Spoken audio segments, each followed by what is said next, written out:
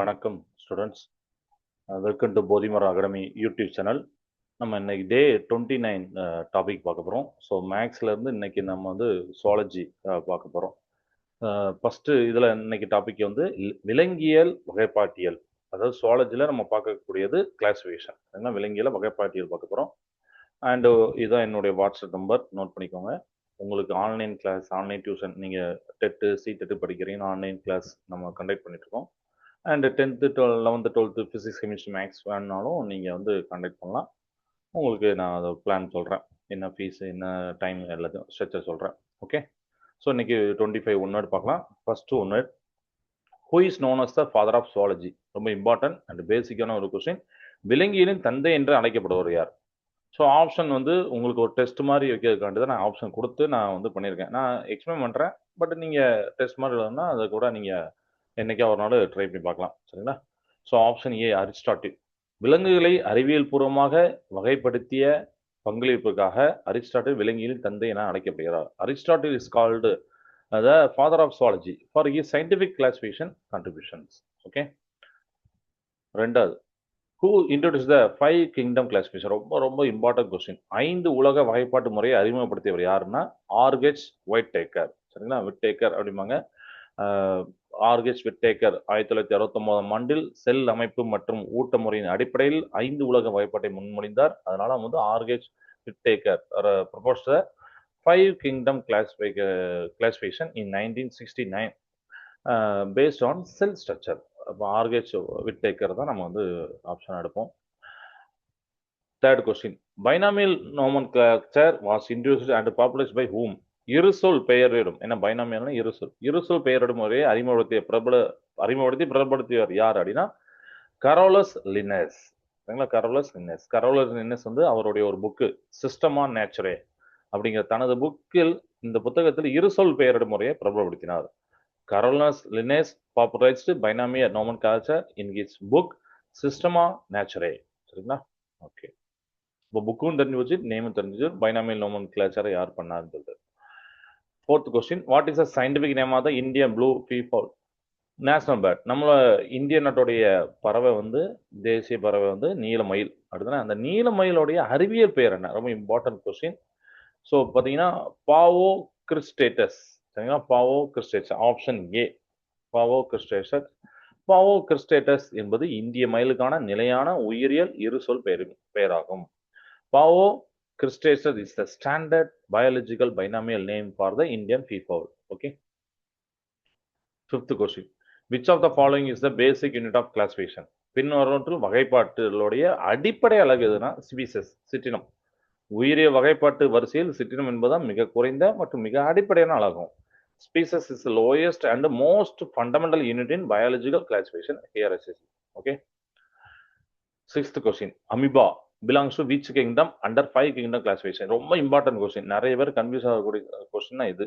5 உலக வகைப்பாட்டில் அமீபா எந்த உலகத்தை சேர்ந்தது அப்படின்னா புரோடிஸ்டா அப்படிங்கிற இந்த உலகத்தை சேர்ந்தது. அமீபா வந்து ஒரு செல் யூகேரியாட்டிக் உயிரினமாகும். எனவே இது புரோடிஸ்டா உலகத்தில் வைக்கப்பட்டுள்ளது. Amoeba is a unicellular eukaryotic organism, hence place in kingdom Protista. So நம்மளுக்கு இந்த நம்மளுடைய வீடியோலே பார்த்தீங்கன்னா பயாலஜி 10th தனித்தனியாக வீடியோ போடுறேன். அதில் நீங்கள் இன்னும் கொஞ்சம் அமீபா எப்படி வந்துச்சு, அதோடைய இன்னும் நிறைய நோட்ஸ் இருக்குது, நீங்கள் அதில் போய் பார்க்கலாம். உங்களுக்கு இன்னும் யூஸ்ஃபுல்லாக இருக்கும். புரோட்டிஸ்டில் ஏன் வந்து பிளேஸ் பண்ணியிருக்காங்க அவங்க கூட நம்ம விளக்கம் சொல்லியிருக்கோம், அதை நீங்கள் பார்த்துக்கலாம். 7th question, organism without well defined nucleus are classified under which kingdom? தெளிவான உட்கருவற்ற உயிரினங்கள் எந்த உலகத்தின் கீழ் வகைப்படுத்தப்படுகின்றன? மொனிரா. மொனிடா உலகம் தெளிவான உட்கருவற்ற ஒரு செல் ப்ரோகாரியாட்டிக் கொள்ளைகளை கொண்டுள்ளது. Kingdom Monera consist of unicellular prokaryotic which lack well defined nucleus. சரிங்களா? ஸோ ப்ரோகாரியாட்டிக் அது ஒன்று, தெளிவான உட்கருவற்ற செல் இது ஒன்று. இந்த 2 பாயிண்டை நீங்கள் வந்து ஞாபகம் வச்சுக்கோங்க. Monera. Okay. 8th question, sponges belong to which phylum இந்த அனிமல் கிங்டம்? விலங்கு உலகில் கடற்பஞ்சுகள், ஸ்பாஞ்சஸ்னா கடற்பஞ்சு, எந்த தொகுதியை சேர்ந்தவை அப்படின்னா பொரிஃபெரா அப்படிங்கிற சொல்லக்கூடிய துளை உடலிகள். கடற்பஞ்சுகளை துளைகளை கொண்ட பல செல் விலங்குகளாகும். இவை பொரிஃபெரா தொகுதியின் கீழ் வருகின்றன. Sponges are pore bearing multicellular animals, பல செல் இருக்கும் சரிங்களா. Animals categories under the phylum Porifera. Question number 9. Flame cells are the excretory organs of which phylum? சுடர் செல்கள் அப்படின்னு சொல்லுவாங்க. அந்த சுடர் செல் எந்த தொகுதியும் கழிவுநீக்க உறுப்புகளாகும் அப்படின்னா பிளாட்டிஹெல்மினேசஸ் அப்படின்னு சொல்லக்கூடிய தட்டை புழுக்கள்.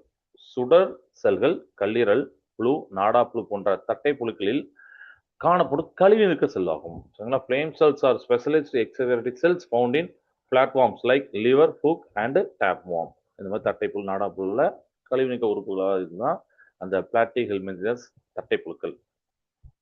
Question number 10. Earthworm belongs to which phylum? மண்புழு எந்த தொகுதியை சார்ந்தது? அனலேடா. வலைத்தசை உடலிகள் அப்படின்னு மண்புழுக்கள் அவங்க அந்த உடம்புல பார்த்தீங்கன்னா கண்டங்கள் இருக்கும். அந்த கண்டங்களுடைய உடலமைப்பை கொண்டிருக்கும்.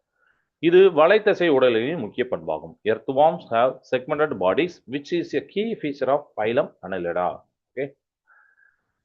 11th question. Which is the largest phylum இந்த அனிமல் கிங்டம்? ரொம்ப இம்பார்ட்டன்ட் கொஸ்டின். விலங்குகளிலே மிகப்பெரிய தொகுதி எதுன்னு பார்த்தீங்கன்னா ஆர்த்ரோபோடா, கணுக்காலிகள் சரிங்களா. ஆர்த்ரோபோடா அப்படின்னு சொல்லக்கூடிய கணுக்காலிகள் அதுதான் மிகப்பெரிய தொகுதி. கணுக்காலிகள் மிகப்பெரிய தொகுதியாகும். இதில் அறியப்பட்ட விலங்குகளில் 80% அதிகமான பூச்சினங்கள் உள்ளன. Arthropoda is the largest phylum contain over 80% of all known animal species, mostly insects. அதாவது நம்மளுக்கு தெரிந்த விலங்குகளை 80% இதுல தான் இருக்கு. அதிகமான பூச்சி இனங்கள் இருக்கு அப்படிங்கிறதெல்லாம் இதுல சொல்லியிருக்காங்க கணக்குல. அதான் okay. Question number 12. Chitin is exoskeleton is a characteristic feature of which phylum? Chitin கலந்த புறச்சட்டகம் எந்த தொகுதியின் சிறப்பியல்பு ஆகும் அப்படின்னா ஆர்த்ரோபோடா, கணுக்காலிகள். போன கொஸ்டின் அதே தான்.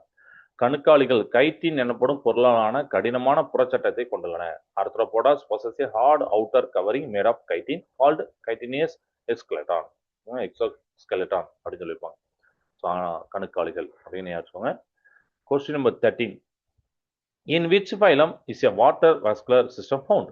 நீர் குழாய் மண்டலம் எந்த தொகுதி உயிரினங்களில் காணப்படுகின்றது அப்படின்னா எச்னோடெர்மேட்டா அப்படின்னு சொல்லக்கூடிய முட்தோலிகள்.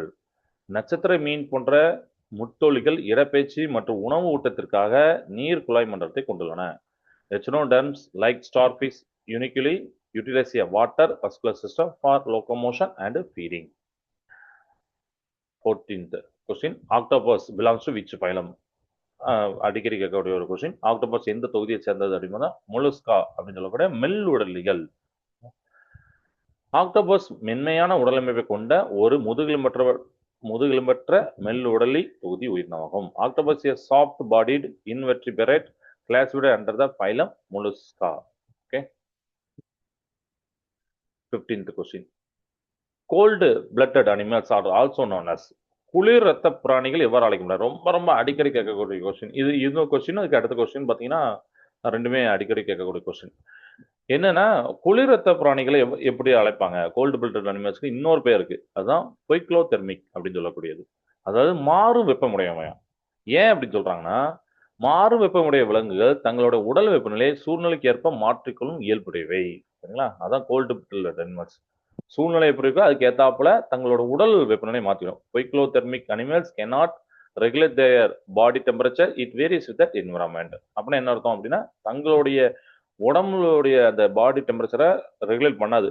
அது எப்படி வேரி ஆகும்னா என்விரான்மெண்ட் வேரி ஆகும். அதான் அங்க சொல்லிருக்காங்க விலங்குகள் தங்களோட உடல் வெப்பநிலை சூழ்நிலைக்கு ஏற்ப மாற்றிக்கொள்ளும் இயல்புடையவை சரிங்களா. இதை பாருங்க. 16th question. Bats and mammals are example of. பறவைகள் மற்றும் பாலூட்டிக்கு எதற்கான எடுத்துக்காட்டு? இங்க பொய்க்ளோதெர்ம்ஸ், இன்வெர்டிபிரேட்ஸ், ஹோமோதெர்ம்ஸ் அப்படிலாம் கொடுத்துருப்பாங்க. Cold blooded animals. ஆக்சுவலி பொய்க்ளோதெர்ம்ஸும் கோல்டு பிளட்டட் அனிமல்ஸும் ஒன்று தான் நமக்கு தெரிஞ்சு போச்சு அப்படிதானே. அப்போ என்னன்னா ஹோமோதெர்ம்ஸ் அப்படின்னு சொல்லக்கூடிய மாறா வெப்பமுடையவை. மாறா வெப்பமுடைய விலங்குகள் என்னன்னா தங்களுடைய உடல் வெப்பநிலை எப்போதும் ஒரே சீராக வைத்திருக்கக்கூடியவை. Homotherms are warm blooded animals that maintain a constant internal body temperature. So சூழ்நிலை எப்படி இருந்தாலும் அதுக்கு ஏற்றவள அந்த கான்ஸ்டன்டான டெம்பரேச்சரை வச்சிருக்கும். பாடி ஹீட்டை வச்சிருக்கும். பாடி டெம்பரேச்சர் உடல் வெப்பநிலையை. யாரு? இந்த மம்மல்ஸ் அப்படின்னு சொல்லக்கூடிய பாலூட்டிகள், பேர்ட்ஸ், பறவைகள்லாம் இதெல்லாம். ஸோ இதுவும் போன question important. 17th pneumatic hollow bones. அதாவது ஹாலோ தான் நம்ம நியூமேட்டிக் சொல்லுவோம். Bones are found in which class of animals? காற்று அறைகளுடைய வெற்று எலும்புகள் எந்த வகுப்பு விலங்குகளில் காணப்படுகின்றன பார்த்தீங்கன்னா ஏவிஸ் அப்படின்னு சொல்லக்கூடிய பறவைகளில் காணப்படுகிறது. ஏன்னா பறவைகள் பறக்கணும். அதுக்கு ஏதுவாக இலகுவான காற்று அறைகளை கொண்ட வெற்று எலும்புகள் வேணும். ஸோ வெற்று எலும்புகளே இந்த வரைவுலாம் பெற்று இருக்கு அப்படிங்கிறது இதுல இருந்து இருக்குது. பேட்ஸ் கிளாஸ் வந்து ஏவிஸ்ல சேர்ப்பாங்க. Have light hollow bones containing air spaces to facilitate flight. பறப்பதுக்கு ஈஸியா இருக்கும். 18th question, whale belongs to which class of chordates? So இதுவும் ஒரு இம்பார்ட்டன்ட் கொஸ்டின். இதுல நிறைய பேர் கன்ஃபியூஸ் ஆவாங்க இந்த கொஸ்டின்ல. திமிங்கலம் முதுகு நாணிகளின் எந்த வகுப்பை சார்ந்தது? ஆப்ஷன் பார்க்கும்போது மீன்கள், ஊர்வன, இருவாளிகள், பாலூட்டிகள் அப்படின்னு நினைக்கும் போது நம்ம வந்து ஒருவேளை ஊர்வனமோ ரெப்படைல் மேபி அது வராது. அப்ப மீன்கள்ல வருமோ அப்படின்னு சொல்லிட்டு சில பேர் மீன்கள் போடுவாங்க, ஸ்பீசிஸ்ல போடுவாங்க. இருவாளிகள் வர என்ன நிலத்திலையும் நீர்லையும் வந்து வாழாது அப்படின்னு தெரிஞ்சு வச்சோம். ஆம்பிபியா அப்படின்னு. ஆனா மம்மாலியா பாலூட்டிகள் வராது அப்படின்னு நம்ம நினைப்போம். ஆனா உண்மையில ஆன்சர் பார்த்தீங்கன்னா மாமாலியா அப்படின்னு சொல்லிட்டு பாலூட்டிகள். ஏன் அப்படின்னா திமிங்கலம் நீரில் வாழ்ந்தாலும் குட்டி ஈன்று பால் புகட்டுவதால் பாலூட்டிகள் வகுப்பின் கீழ் வருகிறது. சரிங்களா? ஸோ ஆல்தோ அது வாட்டர்ல இதாக வாழ்ந்தாலும் இப்படிதான் இருக்கு. Although it lives in water, a whale is a mammal. சரிங்களா? It gives birth and segregates milk. So ரொம்ப ரொம்ப இம்பார்ட்டன்ட் கொஸ்டின். திமிங்கலம் வேல் கேட்டாங்கன்னா அது மாமாலியா தான், பாலூட்டிகள் தான் அது. Question number 19, which reptile uniquely possess a full developed four chambered heart? இதையும் நம்ம முன்னாடி நம்ம சயின்ஸ் வீடியோஸ்லாம் இருக்கு. இந்த ஒன்னோடு ரொம்ப இம்பார்ட்டன்ட் ஒன்னோடு, டிஃப்ரெண்டான ஒன்னோடு. ஊரண வகுப்பை சேர்ந்ததாக இருந்தாலும் 4 அறை இதயத்தை பெற்றுள்ள விலங்கு பார்த்தீங்கன்னா குரக்கடைல், முதலை. முதலைக்கு மட்டும்தான் 4 இதயம் இருக்கும். அந்த முதலை தான் ஊர்வன வகுப்பை சேர்ந்தது. சரிங்களா? அதனால அதுக்கு 4 இதயம் இருக்கக்கூடிய ஊர்வன வகுப்பு முதலைக்கு. சரிங்களா? 4 சேம்பர்டு ஹார்ட் இருக்கக்கூடிய ரெப்படைல் குரக்கடைல் மட்டும்தான். முதலைகள் ஊர்வன வகுப்பை சார்ந்தவர்கள் இருந்தாலும் முழுமையாக வளர்ந்த 4 அறை இதயத்தை கொண்டுள்ளன. Crocodiles are reptiles that uniquely possess a fully developed 4 chambered heart. 20th question. What is the binomial name of the common house lizard? நம்ம வீட்டுல பள்ளி இருக்கும், வீட்டுப்பள்ளி. வீட்டுப்பள்ளியோட இருசொல் பெயர் என்ன? ஸோ இங்க சொல்லியிருக்கேன் ஹெமிடாக்டைல்ஸ் பிளாவிடேரிஸ், ராணா ஹெக்ஸாடாக்லைடா அப்படிலாம் நிறைய கொடுத்துருக்கேன். ஸோ ஆன்சர் வந்து இதுதான், ஹெமிடாக்டைலஸ் பிளாவிவெரிடிஸ் அப்படின்னு சொல்லக்கூடியது. சரிங்களா? தமிழ்லையும் இங்கிலீஷும் அதே தான். ஹெமிடாக்லைஸ் பிளாவிவெரிடிஸ் என்பது சாதாரண வீட்டு சுவர் பள்ளியோட அறிவியல் இருசொல் பெயராகும். சரிங்களா? So Hemidactylus flaviviridis is the scientific binomial name for the common wall lizard. அப்போ நம்ம மயிலுக்கும் தெரிஞ்சு போச்சு, இப்போ ஹவுஸ் லிசார்டுக்கும் தெரிஞ்சு போச்சு. பின்னாடி கிரீன் ஃப்ராக்கு வரும், அதுக்கு நம்ம பார்க்கலாம். இன் பைத்தான் மெலூரஸ், இது ஒரு இம்பார்ட்டன்ட். மலைப்பாம்புன்னு சொல்லுவாங்க, இந்திய மலைப்பாம்புவாங்கல்ல அது. In Python molurus Indian rock python, Python represents, அதுல இருக்கிற பைத்தானை எதை சொல்லுது, ரெப்ரசன்ட் பண்ணுது? இந்திய மலைப்பாம்புடைய அறிவியல் பெயர் தான் பைத்தான் மொலுரஸ். சரிங்களா? இதில் பைத்தான் எதை குறிக்கிறது அப்படின்னு பார்த்தீங்கன்னா ஜீனஸ் அப்படின்னு சொல்லக்கூடிய பேரினத்தை குறிக்கிறது. இருசொல் பேரின முறையில் முதலாக எழுதப்படக்கூடியது எப்பவுமே இந்த பேரினத்தை குறிக்கும். In binomial nomenclature the first word always represent the genus name. So பைத்தானுங்கிறது நம்ம வந்து பேரினம் அப்படின்னு ஜீனஸ்ல எழுதலாம். 22, Rana hexadactyla is a scientific name of which organism? Rana hexadactyla என்பது எந்த உயிரினத்தின் அறிவியல் பெயர்? அதுதான் இந்தியன் கிரீன் ஃப்ராக், பச்சை தவளை. சரிங்களா? ராணா ஹெக்ஸாடாக்லெடா என்பது சாதாரண இந்திய பச்சை தவளையின் இரு சொல் பெயராகும். Rana hexadactyla is the correct binomial name of the common Indian green frog. 23, animals with a notochord during embryonic development are placed under which phylum? கருவளர்ச்சியின் போது முதுகு நாணை கொண்டுள்ள விலங்குகள் எந்த தொகுதியின் கீழ் வைக்கப்படுகின்றன அப்படின்னு பார்த்தீங்கன்னா சோர்டேட்டா அப்படின்னு சொல்லக்கூடிய முதுகு நாண் உள்ளவை. சோர்டேட்டா தொகுதியில வாழ்நாள்ல ஏதேனும் ஒரு காலகட்டத்தில் முதுகு நாணை கொண்டிருந்தா அந்த விலங்குகளை அதில் சேர்ப்பாங்க. சரிங்களா? முதுகு நாணை கொண்டுள்ள விலங்குகள் அடங்கும். Phylum Chordata includes all animals possessing a supported dorsal notochord at some stage. வாழ்நாள் ஏதோ ஒரு கட்டத்தில் முதுகு நாண் இருந்தாலும் அந்த விலங்கு அதில் சேர்ப்பாங்க, சோர்டேட்டால முதுகு நாண் உள்ள. Question number 24, kangaroo is example of which group of mammals? Kangaroo எந்த வகை பாலூட்டிக்கு ஒரு எடுத்துக்காட்டாகும்? இது தமிழ்ல பார்த்தீங்கன்னா ஈஸி, ஏன்னா தமிழ்ல வந்து பையுடைய பாலூட்டின்னு போட்டிருப்பாங்க, அதனால அது கொஞ்சம் ஈஸி. இங்கிலீஷ்ல மட்டும் நம்ம பார்க்கணும், மார்சுபியல் ஆர் பவுச்டு மம்மல்ஸ் அப்படின்னு சொல்லிட்டு. கங்காருகள் தங்களின் முதிராத குட்டிகளை வயிற்றில் உள்ள பையில் வைத்து பாதுகாப்பதால் பையுடைய பாலூட்டிகள் எனப்படுகின்றன. Kangaroos are marsupials, they carry under developed young ones in an external pouch. சரிங்களா? அதான் சொல்லியிருக்காங்க. 25th last question, lateral line sense organs are found in. இது ரொம்ப ரொம்ப இம்பார்ட்டன்ட் கொஸ்டின். பக்கக்கோட்டு உணர்வு உறுப்புகள் எவற்றில் காணப்படுகின்றன அப்படின்னு பார்த்தீங்கன்னா ஃபிஷஸ் பிற பெட்டல்ஸ் தான் போட்டிருப்பாங்க, அம்பிபியன்ஸ், பேர்ட்ஸ், இருவாழ்விகள், ஊர்வன பறவைகளை. ஆன்சர் பார்த்தீங்கன்னா ஃபிஷஸ், மீன்கள். பக்கவாட்டு உணர்வு உறுப்புகள் அப்படின்னா என்னன்னா, மீன்கள் நீரில் ஏற்படும் அதிர்வுகள் மற்றும் அழுத்த மாறுபாடுகளை அறிய பக்கவாட்டு உணர்வு உறுப்புகள் மீன்கிட்ட இருக்கு. அதனால எந்த உறுப்பு, அந்த உறுப்பு எதுல இருக்குன்னு பார்த்தீங்கன்னா ஃபிஷஸ்ல, மீன்கள். Fishes possess a lateral line system to detect vibration and pressure change in water. அதனால அந்த மீன்களுக்கு இருக்கு. ஸோ 25 ஒன்னோட இந்த சுவாலஜி வகைப்பாட்டியல் நம்ம பார்த்துருக்கோம். நெக்ஸ்ட் டாபிக் நமக்கு வந்து சுவாலஜியில் ஒரு டாபிக் எடுத்து நம்ம பார்க்க போகிறோம். வேற எதுவும் டவுட் இருந்தால் நீங்கள் உங்களோட கமெண்ட் செக்ஷனில் கேளுங்க, அண்டு வாட்ஸ்அப்பில் கூட கேளுங்க. நம்ம வந்து ஃபர்தர் நான் டீச்சர் சொல்கிறேன். தேங்க்ஸ் ஃபார் வாட்சிங்.